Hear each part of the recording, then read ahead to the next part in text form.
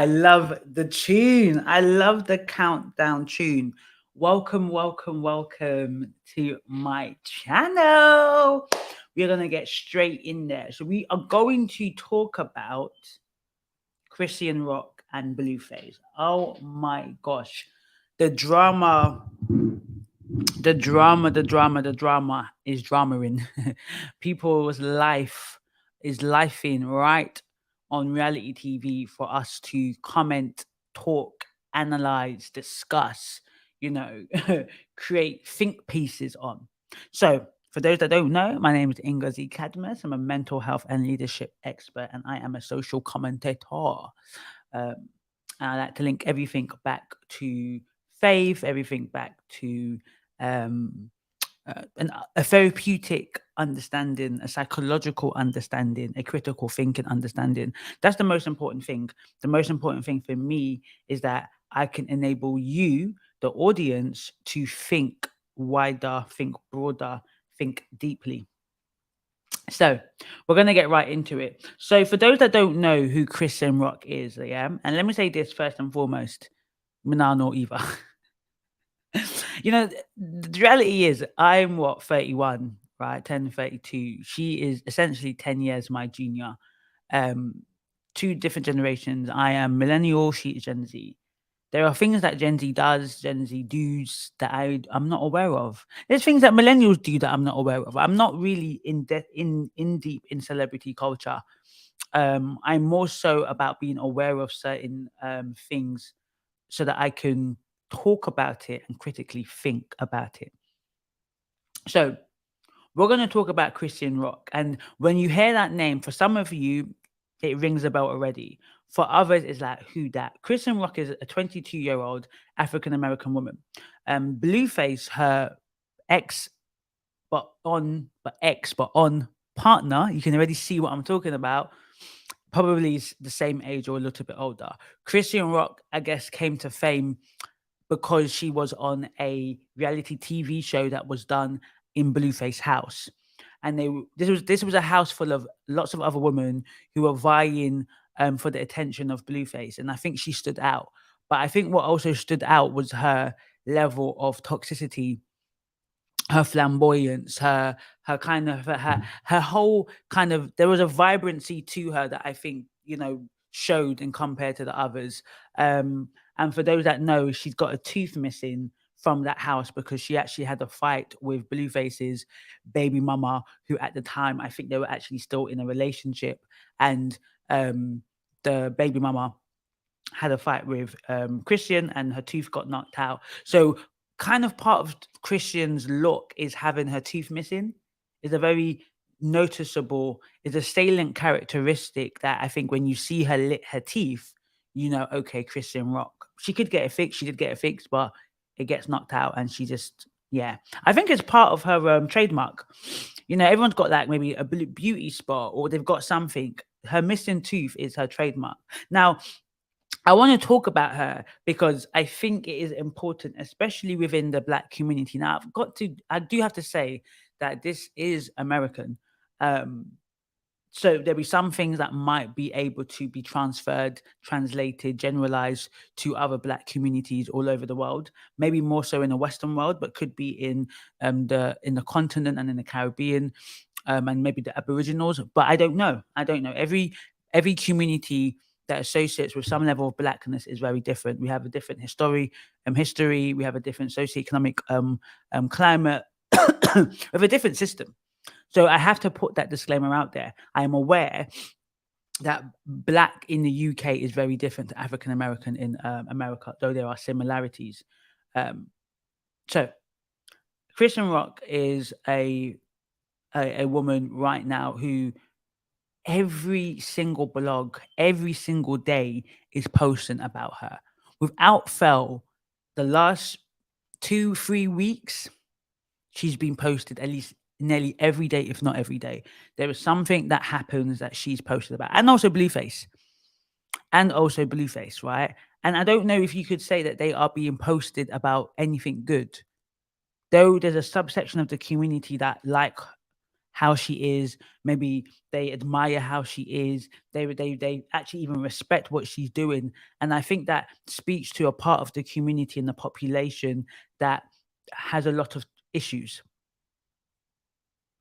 So I want to actually show you what I'm talking about, because some of you guys will be like, I don't know what you're talking about. And some of you guys will know what I'm talking about because you follow the blogs and you see this. You are not unfamiliar with what I'm about to say. You are actually very aware of who Chrisean Rock is and who BlueFace is. You're potentially maybe even disgusted, if you are like me, like just about what you are seeing. Not understanding what it is that you are actually seeing. Why are you seeing the things that you're seeing online? Like, is this real? Like, even to the point where you have to ask yourself, is this real? So I want to show you some clips and I want to give my view about what I think is happening, occurring, and how we can understand this. So many clips that we're going to play, just trying to get a hold of what. Okay, cool. So let's play this one. Right here. I'm fucking right here. I'm right here with you. Just be aware that there is profanity. So hide your kids, hide your wives. Explicit. Stop playing with me with Shark. I love you. You just talking to Shark and you trying to isolate me from that conversation. I love you. I'm sorry. You want me to be the bitch you talking about? What you talking to Shark about? I'll be that bitch. What are you talking about? You said any other bitch. Like what? I'll be cool and I'll be quiet. I'll be cool. I speak for myself. I'll be cool and I'll be quiet. Like I'll be cool. If you're gonna be quiet, why are you still talking? Cause I'm talking to you, man. What are you talking about? Cause Daddy, I'm talking to you. I'm talking to you how I feel. So let's bring things. Not to get hit like that. Rock, I have a question for you. We're trying to get to some questions here, sweetie. For real. I don't care. I don't look bad. I look like myself. Rock, I have a question for you. The fuck? Yeah, so you see that. While you're at it, like, share, comment, and subscribe, if you will. So you're seeing that, right? So she's on him. She's begging for him to allow her to stay in the interview.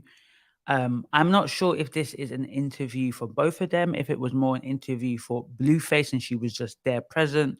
But watch the next video. Questions that nobody never asked. I'm right here. So I'm answering them. Stop playing. You don't want to be with me and answering this. She said her asking some hard ass questions. I feel that shit. She said, hold on. I love you. We're trying here, baby. But Well, I have another hard question. Were you talking to Hello, babe. I'll be that bitch. Why not? You said any other bitch. Like what? Hey, come on, I'll man. be cool and I'll be quiet. I'll be cool. I'll be cool and I'll be quiet. Like I'll be If cool. you're gonna Like be quiet, why are you still talking? cause I'm talking to you, man. What are you talking about? Cause Daddy, I'm talking to you. I'm talking to you how I feel. So let's bring things. Not to get hit like that. Rock, I have a question for you. we're trying to get to I'm some not questions being here, weird. sweetie. For real. I don't care. I don't look bad. I look like myself. Rock, I have a question for you. The fuck? Mate, these are just enablers. Like, you can see that she's clearly not with it. They are aware of the drama, the toxicity already, because the only reason why they run this show is because, they are so drama filled and constantly in the blog. So you see a young woman, a 22-year-old woman, essentially going to escalate, right? This is going to escalate. Right now, it seems kind of calm. It seems like she's slurring her words. She's just saying, why can't I be here, right? Because if you don't know the context, if you don't know the couple, you might think, okay, well, she just, wants to be on the same platform that he is. But she's going to escalate. It escalates, right? And this is the whole team. Everyone there's enabling her. One of them is still saying, oh, I want to ask you a question, Rock, because Rock is her, she's Chris Rock, and the guy is BlueFace. Why do you want to ask a question when she is clearly in distress? Or am I the only one that sees it? No, he about to sit back down. Nobody's back in this room. Are you serious? Tiny, either you gonna body slam or I'm body slam. You pick Psych. schoolyard. Pick one. Did you hear that? Either you gonna body slam her. So the threat of violence has already been mentioned and nobody is saying anything, right? And there's already been reports allegedly that they've both been violent to each other. So domestic violence is a key feature in the relationship. I got security in here. Y'all better call. Hey, Psych, can you please help Call your me? security. Get some help with that, please. Thank you. You're not about to do that to me, bro. Blue. Okay. If y'all gotta We got put her security with them. outside, They're do cool. it. Yeah, hey, please. Jay, fix her. Better get the security quick. Get the security quick.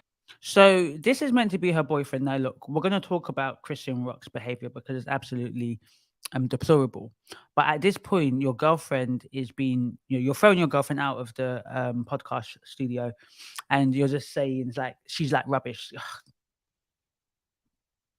Go get the security. She's already feeling rejected. Yeah, she's feeling rejection because this is her being rejected.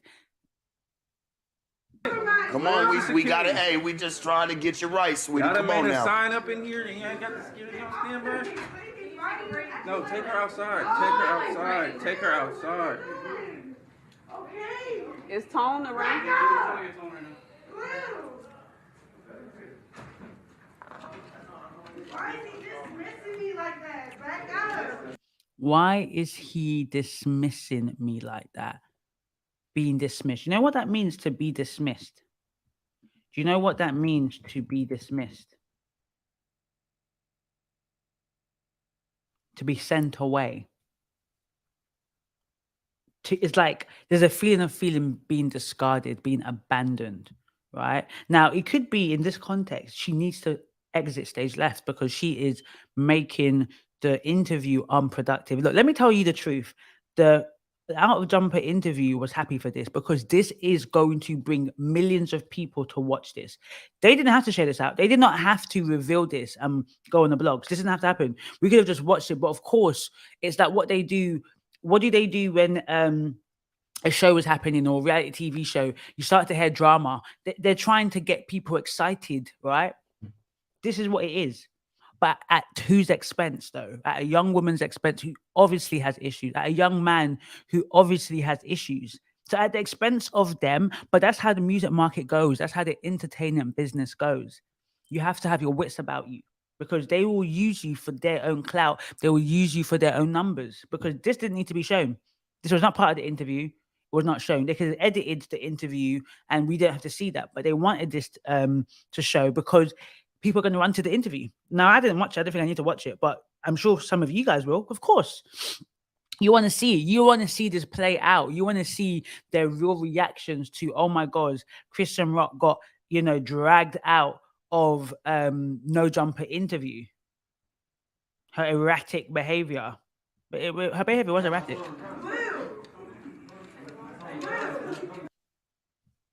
She's calling him Blue. Blue's like, bruh, he's drinking water. He's like, yo, get her out of here.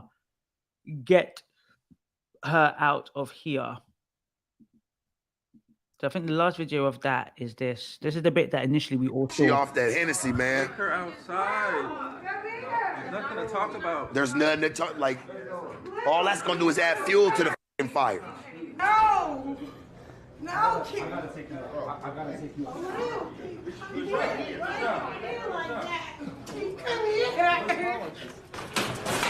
Woo! Come here, bro. What are you like? Why are you doing that? Why are you doing that?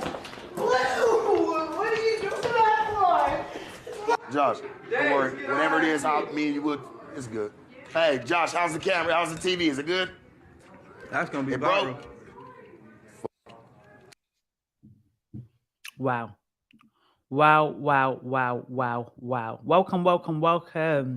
Put a comment in the chat, whoever has joined. Like, share, and subscribe. Let's do this. Let's get to 1,000 subscribers, people. Now we just saw the intel of the situation, the event, what the occurrence that happened. That was the initial video that came out. The initial video came out was her being dragged by security with her legs up and moving all over the place, right? Then I think the next day or hours later, they revealed the preceding events that took place, right?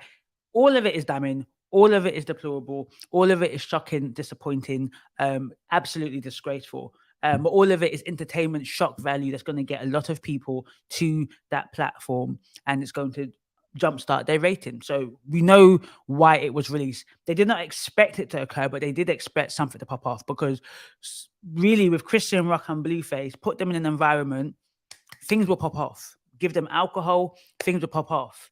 Do you see what I'm saying? So what do you call this? What do you say? Now, I am going to continue to repeat this until the whole world understands you or I are not clinical psychologists nor psychiatrists.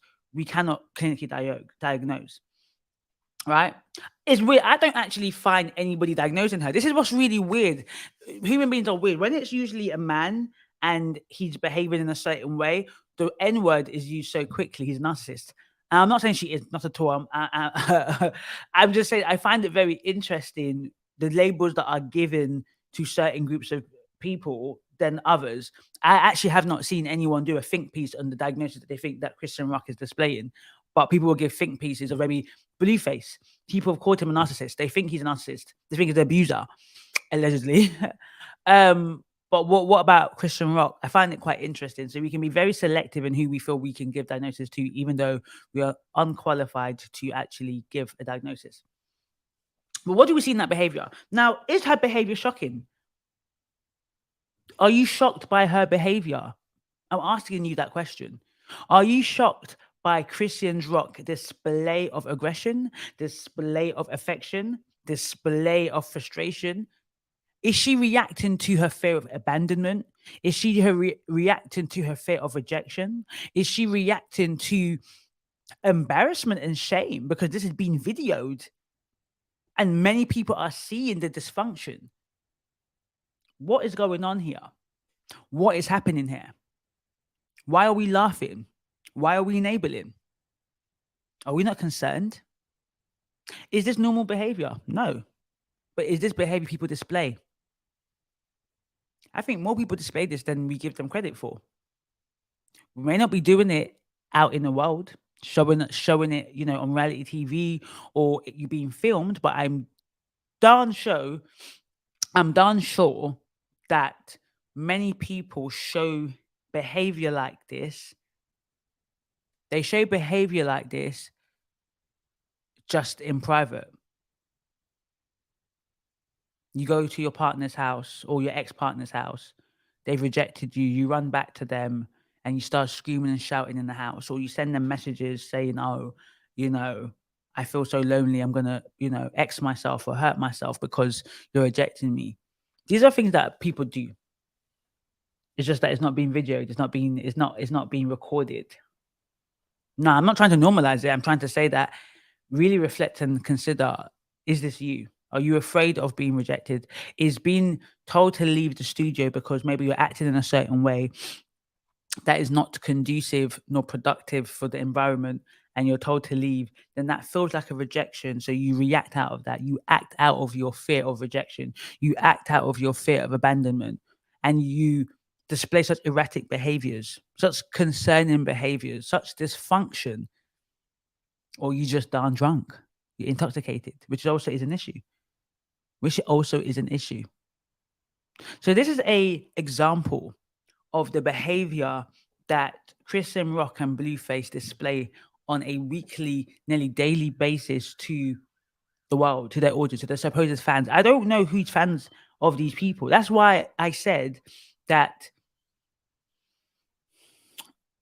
there is a segment of society that likes this. There's a segment of society that this represents, because why would you be a fan of somebody whose showing you their dysfunction, showing you their erratic? Most people would not want to be friends with her.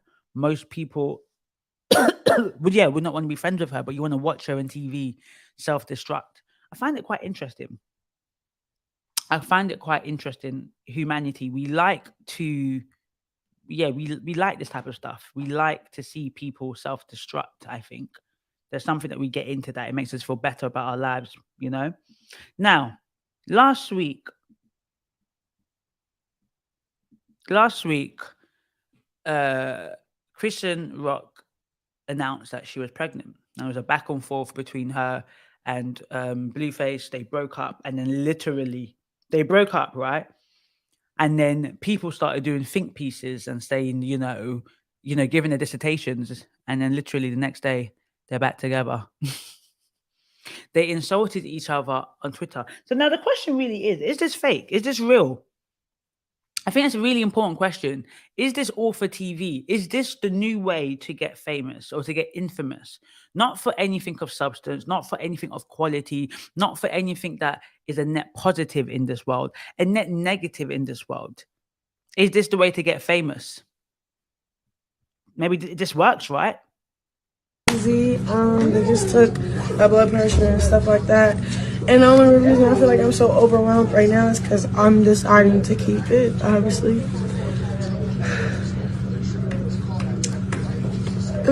Family. And we're going to have the big baby shower. Aww. So, yeah, pray for me. What's that? And then, yeah, we're going to do this ultrasound. Hopefully, it's 3 heartbeats.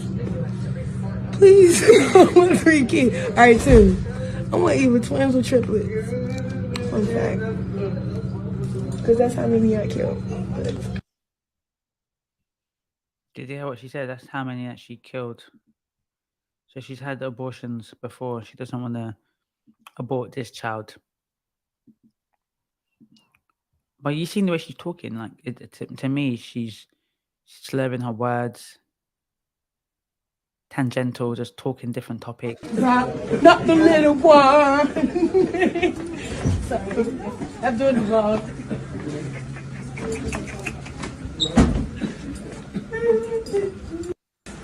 I'm so scared. Oh. Just to make sure. I'm so sorry. My goodness. Question. Oh, sorry. Everybody just start looking at me. Okay. When you're pregnant, do you hear a heartbeat or it'd be too early to hear one? Hold on 1 second. I'll come talk to you in 1 second. Okay. Because I hope I hear 3. So 2.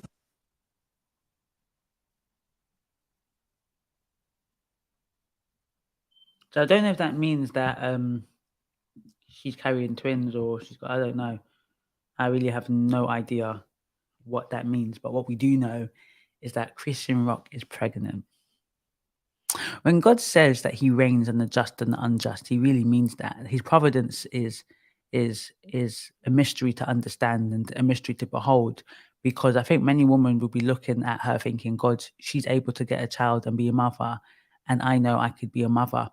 And that's just really the thing. There will be people that you will feel that are undeserving of gifts that you are not able to have. That behavior that she displayed is so concerning. See, that behavior that she displayed, I would put her in hospital. I would put her in hospital. That behavior that she's displaying. And it's crazy that we can film it, we can laugh with it, we can comment, congratulations, you're going to be a good mother. It's like, are people in a different world? Are people not seeing what we're seeing? Are people so used to this, so desensitized, so attuned to this type of behavior that is normal? Is this what we normalize and accept in certain parts of the Black community or the certain parts of the African American community? Is this like, well, that's Shanae down the street and I'm purposely using certain, names. That's Tanika down the street. That's Tyra down the street. That's whatever down the street. Is that what we now promote and see? Because it's disgusting. Now, yes, there are white people that do this too. I'm not denying that. Right, but I don't have to talk about that. I'm talking about a particular community because this is the person that represents the community. And when I say community, I don't mean the whole African American community. A segment of that community and a segment of non-African Americans that promote that want that. Some of the big execs are white. And they like this. They like the toxicity. It sells. I think we know that now. I think we can actually know, we know that now. Now, look at this. This is now, she's pregnant, yes? That was last week. Then literally a couple of days later, she's fighting whilst pregnant. Oh, what the fuck?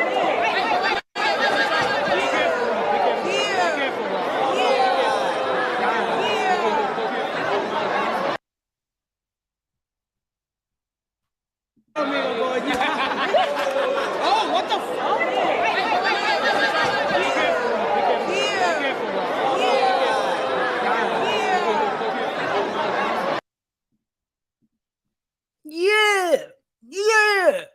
Yeah. Very masculine behavior. Like, yeah, girl. If you don't sit your butt down. What do we say, guys? What do we say about this behavior that's being displayed? What are the thoughts that come to your mind when you see this behavior? What does this behavior say about her? What does this behavior mean? What is this? You know, she's displaying a lot of impulsive behavior. I don't know if she self-harms, but what we do know is that she's engaging in reckless and irresponsible activities, such as drinking, drug misuse. We don't know how much she's spending, if she's gambling.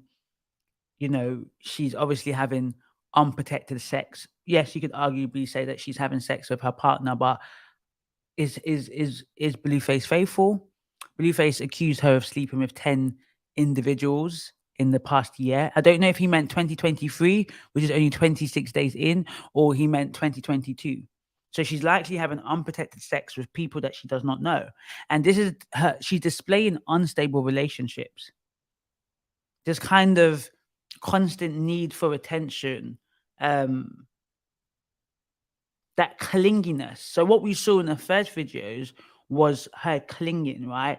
She was told to leave or exit stage left. And instead of doing that cordially, you know, you might feel a certain way, but you didn't think, you know what, I'm going to speak to you, BlueFace, after, because I don't like how I was dismissed. She clung to BlueFace to the point where she was extracted and held by a security guard. And she's very familiar with security. Very familiar. She's always being dragged by somebody. You can see a love and hate relationship between the two. It's crazy. Every single day they're breaking up, making up. That is not normal. But the way they talk about it, it's so normal. That's what they saw. They saw so much dysfunction growing up that the way they are is normal to them. To the point where we are entertained by their dysfunction. We enjoy their dysfunction. There are some people that probably even admire the dysfunction because they admire the fact that she's able to turn her dysfunction into potentially money. She's making the bag as it seems, at the expense of her peace, at the expense of her happiness, at the expense of her legacy. Because she will eventually change. She will eventually evolve. She will eventually grow. And then she will look back on this part of her life and feel embarrassed and shame. There are some people that will be full of pride and say, I have no regrets. No, I think a normal human being should have regrets. I don't mean you live with the regrets, you meditate on the regrets, but you acknowledge that there could have been decisions that you did not have to make. You did not have to make certain decisions because they were not helpful.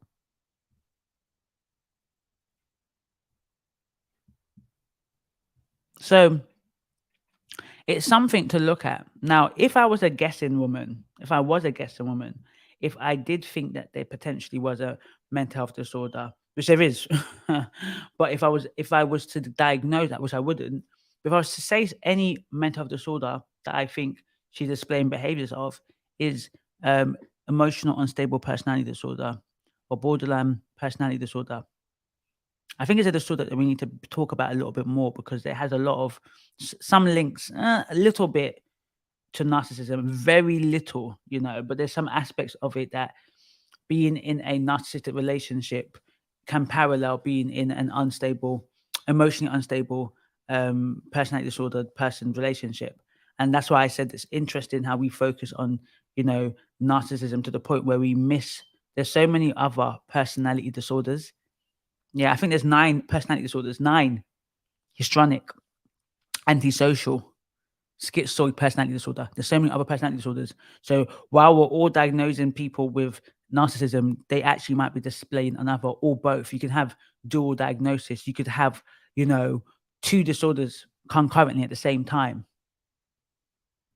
So the behaviors that she's displaying are very concerning, and it obviously demonstrates a very dysfunctional childhood, her formative years and his formative years.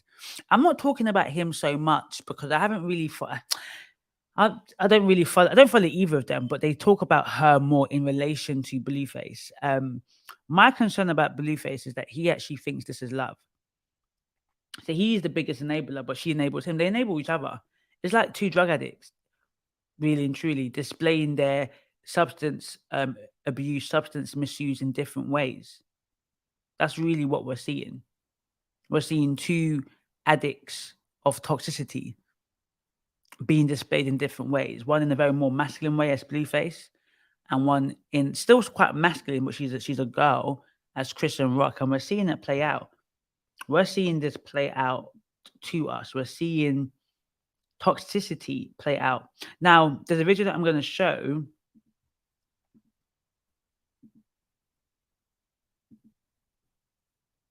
Yeah, there's a video that I'm going to show of a therapist. He's actually a psychiatrist. He's a psychiatrist. And he is on their reality TV show. And they're having, I don't know if it's couples therapy. And obviously, I don't know how long it was. He's actually a board certified psychiatrist. And I think he's got a show that he's on. Is it Marriage at First Sight or anything? I can't remember. So he's an expert. But boy, do they need individual therapy. They need rehab.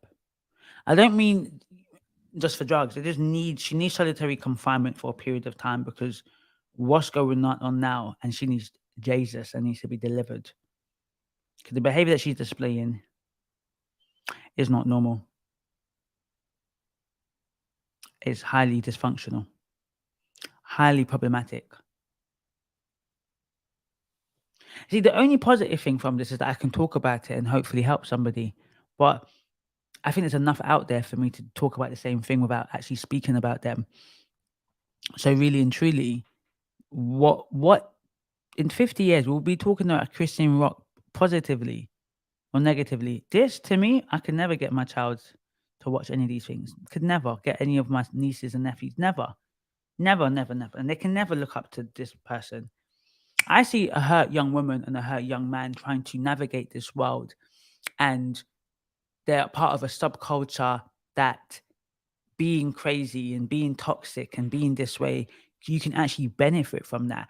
If they were in a part of a community, yeah, and the community I'm also talking about is the entertainment industry. So I'm not talking about just the black, I'm talking about the entertainment industry allows this, even supports this. Messiness is the thing. Being messy is basically good. Is that if you want to be known for that, if you want that to be your brand. America's so massive that she could potentially rebrand and everybody will be loving her. She'll be from rags to riches, rather than saying this girl just needs help. And people in the comments are saying that. People in the comments are saying that she needs help and he needs help. But he's already got a child, and she's gonna have a child. They're creating another generation of dysfunctional kids. It's crazy how generational trauma, generational curses is just being passed down like eating a chocolate bar. Tattoos of him do you have? 7. 7. Why? I like him. She got 7 tattoos of him, and said she likes it. That is, again, showing impulsivity. It's showing level of obsession. It's showing that she's in a symbiotic relationship with him, meaning that there is a part of her in him that can only be accessed in him. She cannot be on her own and be satisfied and happy. She feels that he completes her. He satisfies her. he enables her to think and to breathe. That's level of obsession. That's very scary. That if you're in a situation and you, especially, and you're talking to somebody and they talk in a way like you are their daily bread, you are the breath of life. That is very concerning. The only person that should be is God, and that's it. Your husband and your wife is not going to complete you. Even your child will not complete you. They're all parts of you, but they're not going to complete you. That much. And does that help you feel connected and close to him? No, that's some shit I just want to do because I'm bored. Now, see, what I just say, this is about telling the truth. That was the truth. And you know damn well that's not the truth. You be bored? What? That's why you do it, because you be bored? I mean, like, not like bored, but like free time. On my free time, tap my nigga name. Yeah, that's fun. Chrisean, look at me. What? That makes zero sense. I don't make sense. That's the thing about it. No, it's not here no, for you. no. It's here You for me. do make sense where you're telling the truth. Don't have me feel shit. I just like that shit. I like him. I get what You you're saying. you have his face on your neck. So he is coming to her hard because he wants her to think. Now, where I would be slightly different is she is incongruent. She is disconnected with herself. What does that mean? She does not even know she's probably lying. You've got to understand the context. If you're being videoed, national TV, yes, she's been vulnerable many times, but when you don't want to be vulnerable, you will be defended against. When you don't know how to be vulnerable, you'll defend against. So calling somebody a liar, right, in this situation, this probably is good for TV and it's probably good for her to just think in her mind, but really and truly, calling somebody a liar, they're going to defend against it because in their mind, they're not lying. In their mind, they can't connect to the painful part that is, I did this tattoos, most likely. Can't talk about her. I don't know what was in her mind.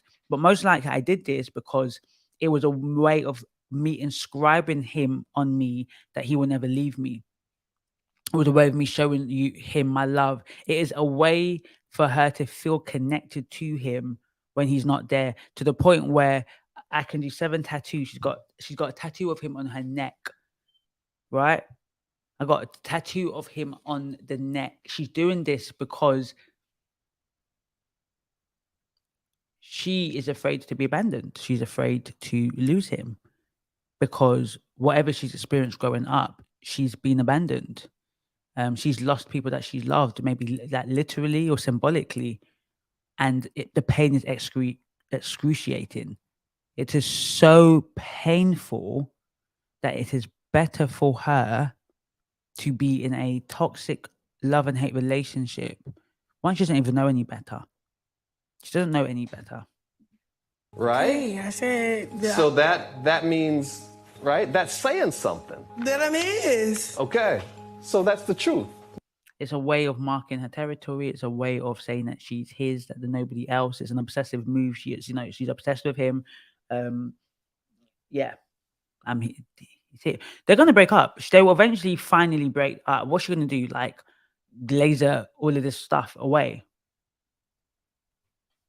Why is that so hard for you to go there? And how you feel about it?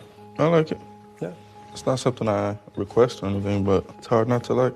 It's like a nice accessory. You see the cycle? He likes that level of obsession because he understands that a woman who's obsessed with you loves you, and it gives him some sort of control, potentially.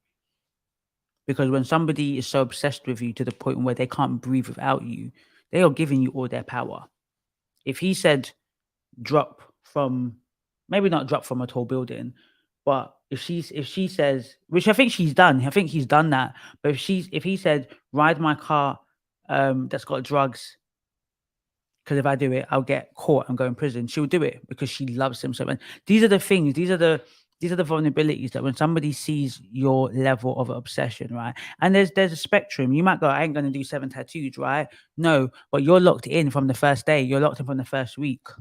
You're already cooking and cleaning, and next minute taking his clothes to the dry cleaners and taking her child to the nursery. You're doing things in a short space of time that you should only be doing for your wife or a long-term relationship. You're doing it for a person who hasn't really demonstrated you the commitment necessary, but you're doing that. You're trying to prove yourself. Now, in your mind, you're not doing it to prove yourself. You're doing it to show your love and that you care. But underneath that, underneath the iceberg, what's happening underneath that is that you're operating from fear of losing him, fear of abandonment.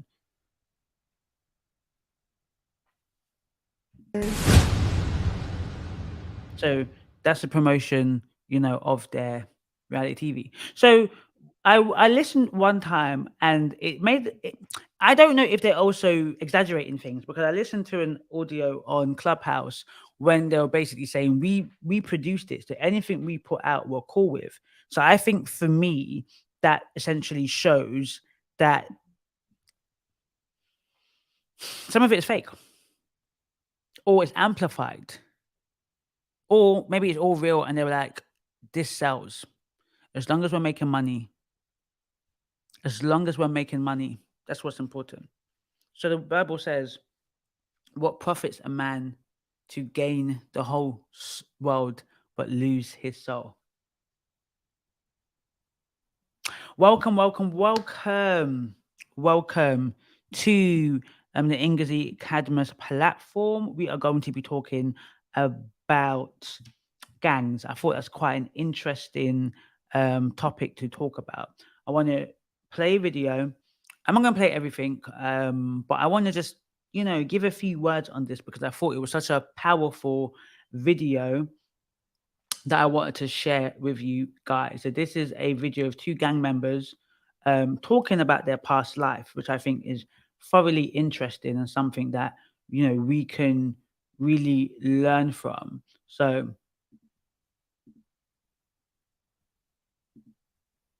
I was arrested for a murder and I was released without charge and went to a pub in the night time, walking back with a girl from the pub. I thought it was invincible. My mate was in the pub, I was drunk. He was saying, come, I'll finger, I'll drop you home. I was like, nah, nobody can't me.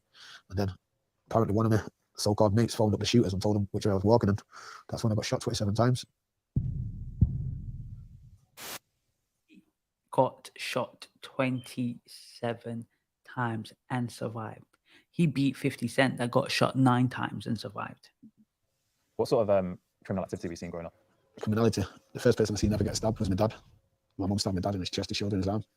So I became violent because what I seen at home learned behaviour, so to speak.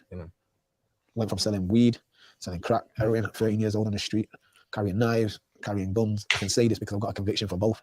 So it went from not so much violence to a lot of violence pretty quick.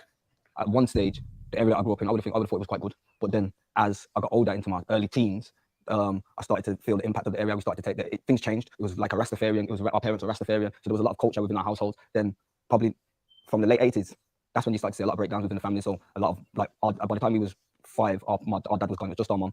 And then things started to change because the culture was changing. It went from righteousness to gangstership. There's more black on black crime now. It wasn't black against whites when I was growing up. Obviously, we had white brethren and mixed race, but it's like black on black. You know what I mean? Whereas we're quick to come together and tell a white guy when he's calling a man a black man this and but we're willing to kill each other. Easy as well. Do you know what I mean? And a lot of my beef is with people that I went to school with. Some of them have stayed at their house and they've stayed at my house as a kid. Can you imagine that, right? So when you're young in primary school, you're sleeping over your friends, and then because of the areas that you live, the postcodes that you live in, when you get older, maybe into your teenage years, you are not only fighting the people that you slept in the same house with, stayed over with, ate ice cream with, you're killing them.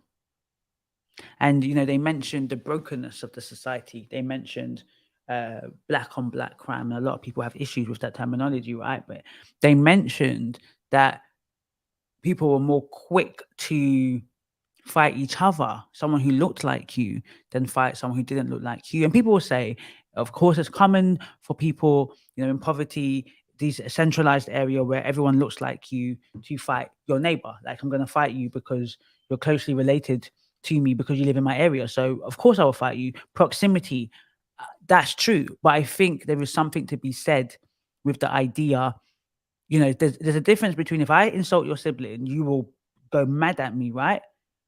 But you might give a pass because you insult your sibling, right? We can do that. We understand that. But if I violated your sibling, you'll be vexed. You want to kill me. If you violated your sibling, Isn't that more sickening than maddening? And it's weird because I'm not trying to compare and contrast two disgusting things, but there were levels to the fact that levels to it. When sexual, assaults occur, obviously majority of them occur within families, within people that you know. The height is heightened because of the fact this is somebody who you trusted. The violation is greater, though the outcome is still the same and the trauma impact is still the same. The violation in one person's mind, that the stranger did it, compared to somebody who said they loved me, who cared for me, who I've known, who I've trusted. I'm not sure why we don't understand the same kind of thing within the Black community. I get that I may be in a gang, somebody else might be in a gang. We don't know each other, but just the fact that I look like you, we might have very similar stories. I can take your life at a drop of the hat. I think I am God and I can take your life, because there are people that do this that actually their egos are in this. Some people are genuinely scared. They stab and shoot out of fear of, I'm going to do you before you do me. But there is something behind some of the things that are done that you hear these people talk about, which I think people are not always being honest anymore. I didn't really get pushed into it. I chose to do it because we're both big men and we both admit that we had choices. The first time I got arrested, I got caught in McDonald's with a machete. The last time I was arrested, I got caught with McDonald's with fire. Such an important point. He chose. Now, people will argue as a child, can you choose? Right? Some people say it's the circumstances that were determined for him. He feels that when he looks upon reflection, he chose this lifestyle.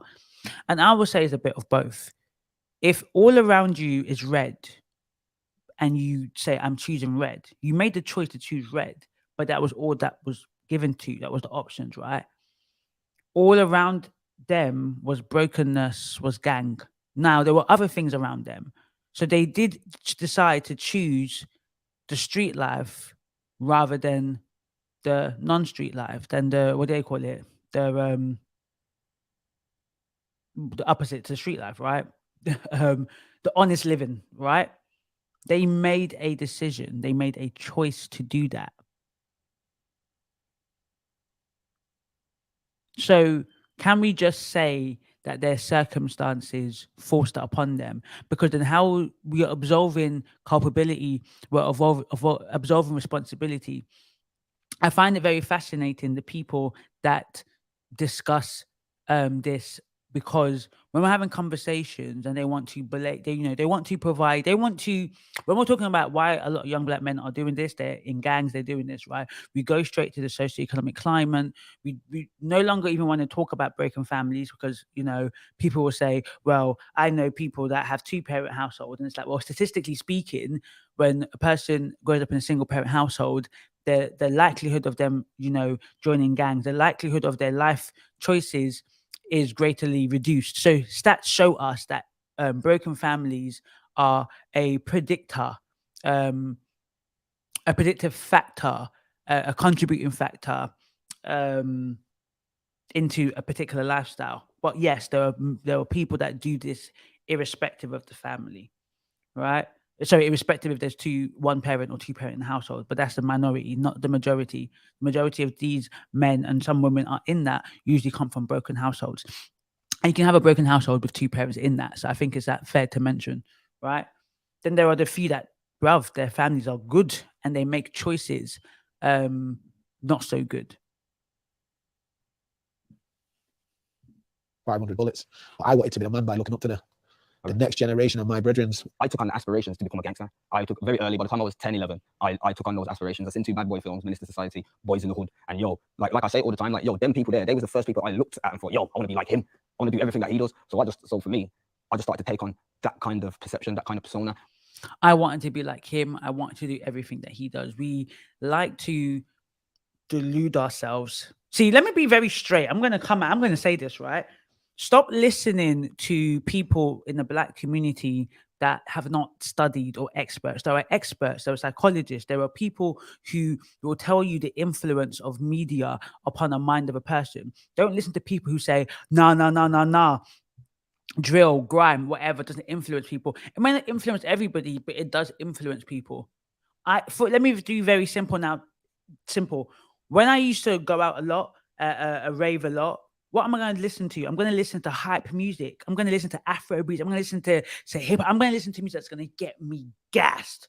When I used to drive on a regular basis, sometimes when I'm driving fast, I'm driving up tempo music. I'm hitting that accelerator. Like, yeah, I'm on the gas pedal. Like, come on, because the music is influencing you. Now, I have a lot of self-control, so I wouldn't be in a situation where, because I'm listening to fast music, I would speed on the gas pedal and crash the car. That's not going to happen, right?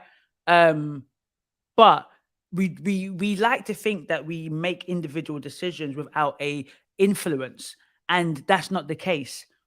What they're saying that they were peer pressured. See, what we don't want to admit, that a lot of these people in gangs are peer pressured. They're peer pressured. They would rather be in the cool clip, because gangs seem cool. When you're young, they seem cool. They've got the nicest things. They seem cool. The appearance looks good. It looks intoxicating. The same reason why a lot of girls, when you're younger, you want the man them until you think, bruv, he wants to be in a relationship with a guy who can't even travel from one area to another because he's fighting some people. But when you're younger, you want to date the local gangster. Right? There's something appealing, seductive about that lifestyle. And those that get sucked into it, a lot of them fall into peer pressure. I'm tired of hearing that a lot of them go into it because of socioeconomic factors, when what are the factors that are going in?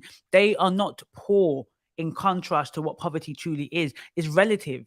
So what they're doing, yes, their parents are struggling, just about making ends meet, right? But you're getting 2-3 meals on the table. You got free education. What is it that you're trying to do to get yourself out of? Because what I see and what I hear is that these young people, when they get sucked into this lifestyle, they are not taking their parents out of the hood or the ghetto. They're not helping their parents pay off their mortgage. They're creating a cycle where you give your money, maybe your mum money, you're buying the latest crepes, you're buying the latest jewelry, you're buying the latest whip, sometimes even driving before you got a license. Please tell me how that's necessary and needed. Many of us here don't even drive, especially when you live in London, because it's the price is expensive. The parking, you can't even park in your area now because you're going to get ticket, ULEZ charge, congestion charge. It's expensive to drive. So, and then if you're not working, if you're no longer going into the office, you're working from home, you have to calculate and think it might be best not to drive. It's just more for convenience. So it's something that you will cut off. If you're a family planning right now, you will cut off potentially your car and say, you know what, I can save £1,000, £2,000, £3,000 a year not driving. Whereas they are going to get in a car when they start making money from drugs. And you're telling me socioeconomic factors. It's not like they are living below the poverty line where they're just trying to get to the same line, right? They want to get money for books. So when people say that, like, don't pull the wool over my shoulders. There is a subsection of those that are doing that, right? Especially back in the day, 90s and 2000, where some people's water systems weren't good in certain areas of London, potentially even Birmingham. Now, things are decent. They're not great, but they're decent enough that you have water, you have electricity, you have basic things. So what is it that additionally are you wanting that you're seeking this lifestyle to get you? Because this lifestyle only leads to 3 destinations. Was it 2? Destination 1, prison. Destination 2, well, actually 3. Death and hell. So 3 destinations. It leads you into, it does not pay. Crime does not pay. I think that the people that do not get sucked into criminal lifestyles are brave. I am brave. You are brave. If you did not I was tempted. A lot of us are tempted. But I said no. I saw through the foolishness. I saw through it. I said, and I know in my area, I said, none of you guys need to do this. Unless you're in foster care, unless there were certain circumstances that I understood that you didn't have basic necessities, you were good.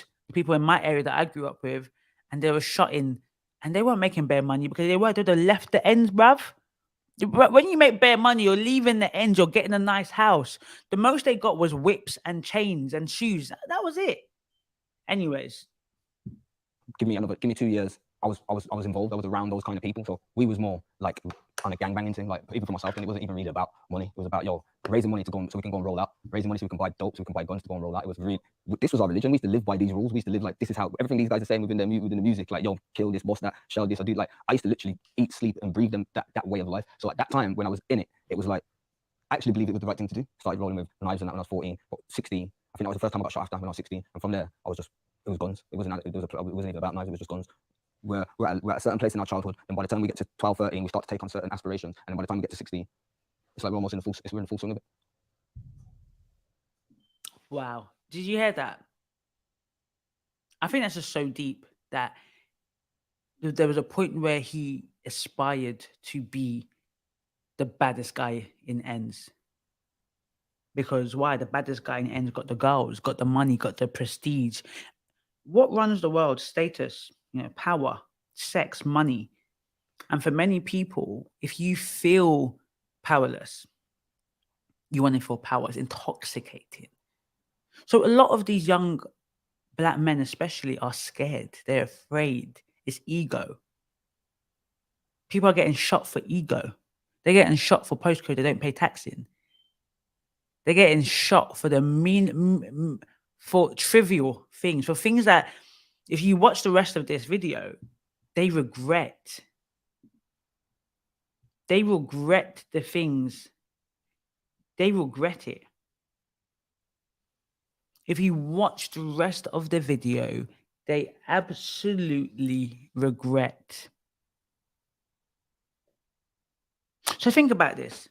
When we have these conversations in the Black community, we need to have more critical thinking conversations. I'm tired of the constant circular argument that we place responsibility and blame at everybody else but our own feet.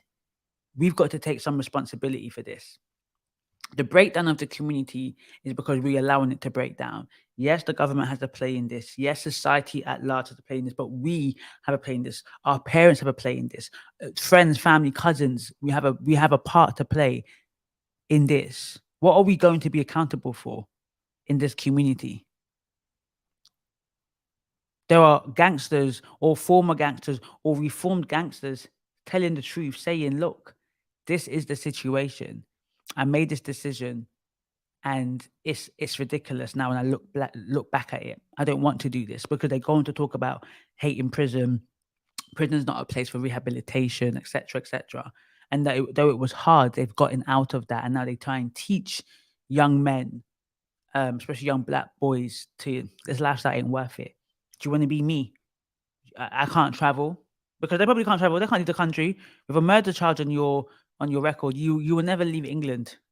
You will never leave in the shores, the channel, the channel. You're never leaving. Can you imagine being stuck in England for the rest of your life, not even seeing maybe where you even come from, seeing Spain, seeing America, seeing the beautiful, amazing places in the world because the decisions that you made when you were younger? Let's think about it. Let's think. So, thank you. Like, share, comment, and subscribe. And I'm going to catch you in the next broadcast.